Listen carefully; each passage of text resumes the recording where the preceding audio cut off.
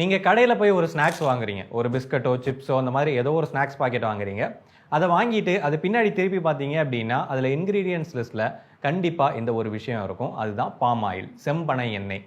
இதை ரேஷன் கடையில் கொடுக்குறாங்க, சமையலுக்கெல்லாம் பயன்படுத்துகிறோம். அது எல்லாத்தையும் தாண்டி இன்னைக்கு மார்க்கெட்டில் இருக்கக்கூடிய பெரும்பாலான ப்ராசஸ்டு ஃபுட்ஸில் இந்த பாம் ஆயில் அதிக அளவில் பயன்படுத்தப்படுது. இது உடலுக்கு நல்லதா கெட்டதா, சாப்பிடலாமா வேண்டாமா, அதெல்லாம் தெரிஞ்சுக்கிறதுக்கு இந்த பாம் ஆயில்னா என்ன அப்படின்றத தெரிஞ்சுக்கணும். உயரத்தில் சிறிதாக இருக்கக்கூடிய ஒரு பனை மரம் தான் செம்பனை அப்படின்றது. இதிலிருந்து விளையக்கூடிய ஒரு பழத்துல இருந்து தான் இந்த ஆயிலை வந்து பிரித்து எடுக்கிறாங்க.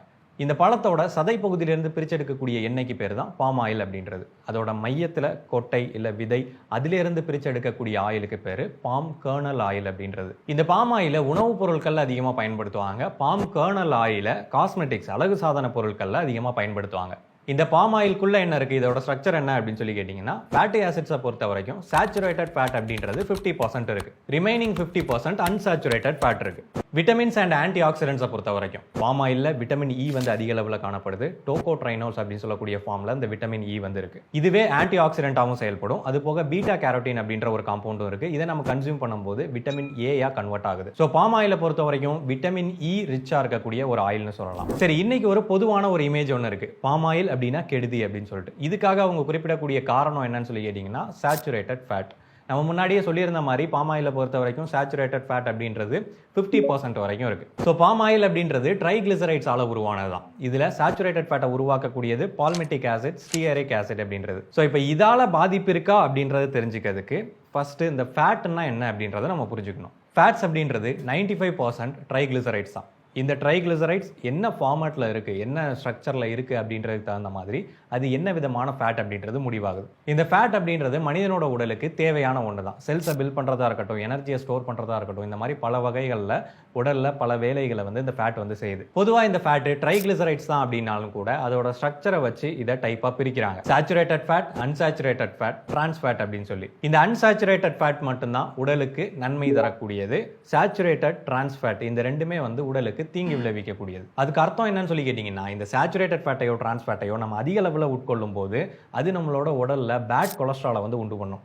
இந்த பேட் கொலஸ்ட்ரால் அப்படின்றது எல்டிஎல், லோ டென்சிட்டி லிப்போப்ரோட்டீன், குறைந்த அடர்த்தி கொண்ட கொழுப்பு புரதம். இந்த கொழுப்பு அதிகமாச்சு அப்படின்னா நம்ம உடல்ல இருக்கக்கூடிய ரத்த நாளங்கள்ல இந்த கொழுப்பு கொஞ்சம் கொஞ்சமா சேர ஆரம்பிக்கும். அது ஒரு கட்டத்துக்கு மேல அந்த ரத்த நாளங்களையே மொத்தமா அடைச்சிரும். அதுதான் நம்ம ஹார்ட் அட்டாக் அப்படின்னு சொல்லி சொல்றோம்.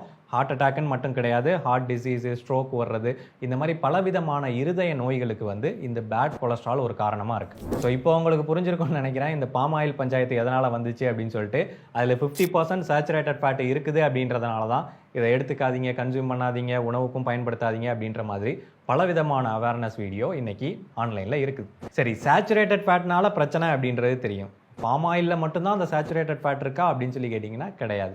தேங்காய் எண்ணெயில் 80% சேச்சுரேட்டட் ஃபேட் இருக்குது. பட்டரில் 51% இருக்குது, நெய்யில் 60% இருக்குது, நல்லெண்ணெயில் 14% இருக்குது, சன்ஃப்ளவர் ஆயிலில் 10% இருக்குது. இந்த மாதிரி நம்ம அன்றாடம் பயன்படுத்தக்கூடிய சமைக்கக்கூடிய எண்ணெயாக இருக்கட்டும், இல்லை நம்ம சாப்பிடக்கூடிய உணவுப் பொருட்களாக இருக்கட்டும், இந்த மாதிரி பலவிதமான இடங்கள்ல இந்த சேச்சுரேட்டட் ஃபேட் இருக்க தான் செய்யுது. இன்னும் சொல்லணும் அப்படின்னா, நீங்கள் சேச்சுரேட்டட் ஃபேட்டுக்கு பயப்படுறீங்க அப்படின்னா தேங்காய் எண்ணெயை யூஸ் பண்ணக்கூடாது. அதுலலாம் 80% வரைக்கும் சேச்சுரேட்டட் ஃபேட் இருக்குது. ஸோ இந்த மாதிரி இருக்கும்போது பாம் ஆயில் மட்டும் என்ன பாவம் பண்ணுச்சு அப்படின்னு சொல்லி கேட்டிங்கன்னா, அது மலிவாக கிடைக்கக்கூடிய ஒரு பொருள். இப்போ தேங்காய் எண்ணெயோட விலை அதிகம் அப்படின்றப்போ அந்த தேங்காய் எண்ணெயை பரவாயில்ல எல்லா இடங்களையும் பயன்படுத்த முடியாது. வீட்டில் ஸ்பெஷலைஸ்டாக நம்ம சமைக்கிறதுக்காக பயன்படுத்தலாம். அது போக இண்டஸ்ட்ரியல் சைடில் பார்த்தோம் அப்படின்னா இதை பயன்படுத்த முடியாது, விலை அதிகம். ஸோ அப்போ விலை மலிவாக இருக்குது அப்படின்றதுனால தான் இந்த பாம் ஆயில் பரவலாக பயன்படுத்தப்படுது. பட் அதில் உள்ள பிரச்சனை என்னன்னு சொல்லி கேட்டிங்கன்னா, இது அதிக இடங்களில் பயன்படுத்தப்படுறதுனால நம்ம அறிஞ்சோ அறியாமலோ அதிக அளவில் இந்த சேச்சுரேட்டட் ஃபேட்டையும் உள்ள திணிச்சிக்கிட்டு இருக்கும். அப்போ இங்கே பிரச்சனை பாம் ஆயில் கிடையாது, அந்த பாம் ஆயிலை நம்ம அதிகமான ப்ராடக்ட் மூலமாக உட்கொள்றது தான். சரி, இது ஏன் விலை மலிவாக இருக்குது அப்படின்ற கொஸ்டின் நம்ம மைண்டில் ஓடும் இல்லையா? அதுக்கு முக்கியமான காரணம் இது கொடுக்கக்கூடிய ஹை ஈல்டு, அதாவது அதிகப்படியான விளைச்சல். ஒரு குறிப்பிட்ட லேண்டில் எண்ணெய்க்காக வேறு எந்த ஒரு பயிரையும் நீங்கள் பயிரிடுறீங்க அப்படின்னா இந்த பாம் ஆயில் கிடைக்கக்கூடிய அளவுக்கு வந்து உங்களால் அதில் எண்ணெயை எடுக்க முடியாது. இல்லை நீங்கள் சொல்லலாம் இதை விட பெட்டரான பயிர்கள் இருக்குது, அதிலிருந்து அதிகப்படியான எண்ணெயை எடுக்க முடியும் அப்படின்னு சொன்னாலும் கூட அதிக லாபத்தை கொடுக்கக்கூடியது இந்த பாம் ஆயில் தான். ஏன்னா அதோட விளைச்சலுக்கு நீங்கள் பெரிய அளவில் செலவு பண்ண தேவை இருக்காது, அவுட்புட்டில் நல்ல க்ரோத்தையும் கொடுக்கும் அப்படின்றதுனால தான். இந்த வெண்ணெய், விளக்கெண்ணெய், நல்லெண்ணெய், தேங்காய் எண்ணெய்லாம் எங்களுக்கு தெரியும். பாம் ஆயிலை பற்றி சொல்லு, அது ரேஷன் கடையில் கொடுக்குற எண்ணெயை திங்கலாமா வேணாமான்னு சொல்லு அப்படின்னு தானே கேட்குறீங்க. இது ஒரு நல்ல கேள்வி. சொல்கிறேன். ஆக்சுவலாக நம்ம யூஸ் பண்ணக்கூடிய இந்த மாதிரி சமையலுக்காக பயன்படுத்தக்கூடிய பாம் ஆயில் எல்லாமே வந்து refined oil. So original palm ஆயிலில் வந்து அதோட ஸ்மெல்லு, அதோட கலரு, அதோட டேஸ்ட்டு எல்லாமே அப்படியே இருக்கும். அதை வந்து இண்டஸ்ட்ரிக்காக பெரும்பாலும் பயன்படுத்த முடியாது. ஏன் நம்மளே கூட அந்த ஆயிலெல்லாம் வாங்க மாட்டோம். ஏன்னா அதில் வந்து அவ்வளோ திக்கான ஃப்ளேவர்ஸ் எல்லாமே இருக்கும். அப்போ இவங்க என்ன பண்ணணும், அந்த ஃப்ளேவர்ஸ் எல்லாத்தையும் ரிமூவ் பண்ணணும். ஸோ அதுக்காக வந்து ஃபஸ்ட்டு ப்ளீச்சிங் ப்ராசஸ்க்கு போகும். இந்த ப்ளீச்சிங் அப்படின்றது நம்ம பாத்ரூமில் பண்ணுற மாதிரி தான். அதை வந்து நல்லா ப்ளீச் பண்ணி பளபளன்னு ஆக்கணும்.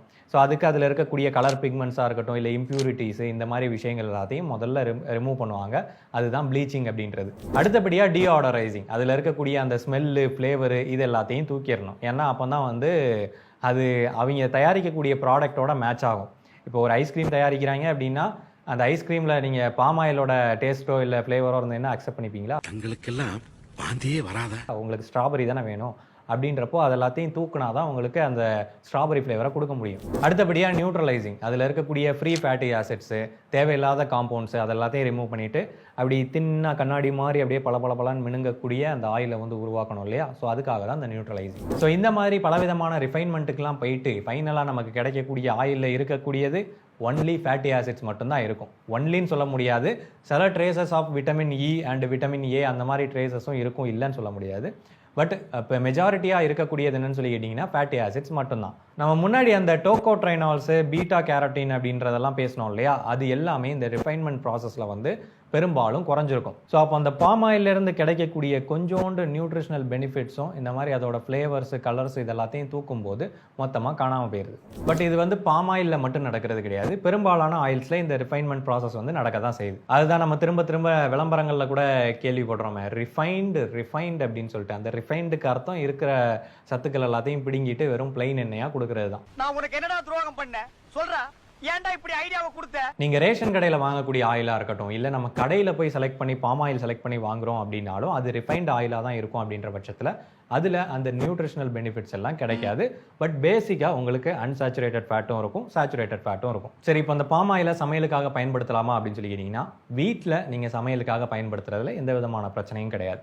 அதே இது நீங்கள் கடைகளில் போய் வடை சாப்பிட்றீங்க, பஜ்ஜி, போண்டா இதெல்லாம் சாப்பிட்றீங்க அப்படின்றப்போ அங்கே பாம் ஆயிலில் தான் அப்படியே மிதக்க விட்டுருப்பாங்க. பெரும்பாலும் பாம் ஆயில் தான் யூஸ் பண்ணுவாங்க. அப்படின்றப்போ அந்த மாதிரியான உணவுப் பொருட்கள் எடுத்துக்கிறத வந்து நீங்கள் லிமிட் பண்ணிக்கிறது நல்லது. இல்லை உங்களுக்கு கொலஸ்ட்ரால் அதிகமாக இருக்குது, ஆயிலில் நிஜமாவே கன்சர்ன் இருக்குது அப்படின்ற பட்சத்தில் நீங்கள் பாம் ஆயில் யூஸ் பண்ணுறதை தவிர்த்துக்கலாம். பாம் ஆயில்னு மட்டும் கிடையாது, பெரும்பாலும் ஆயிலை தவிர்த்துக்கிறது நல்லது. இல்லை தேவைக்கு தகுந்தாப்புல கொஞ்சமாக எடுக்கிறீங்க அப்படின்ற பட்சத்தில் நீங்கள் நல்லெண்ணெயோ சன்ஃப்ளவர் ஆயிலோ வந்து நீங்கள் எடுக்கலாம். அதில் சேச்சுரேட்டட் ஃபேட்டோட அளவு வந்து கம்மியாக இருக்கும். ஸோ பாம் ஆயில் ஜென்ரலாக மோசமானது கிடையாது. ரிஃபைன்டு பாம் ஆயிலை அதிகமாக எடுத்துக்கிறது தான் பிரச்சனை. இவ்வளோதான் இந்த வீடியோ உங்களுக்கு பிடிச்சிருக்கும், புரிஞ்சிருக்கும் அப்படின்னு சொல்லி நம்புகிறேன். பையிங் ஃபேக்ட் சேனலுக்கு சப்ஸ்கிரைப் பண்ணுங்கள். நன்றி.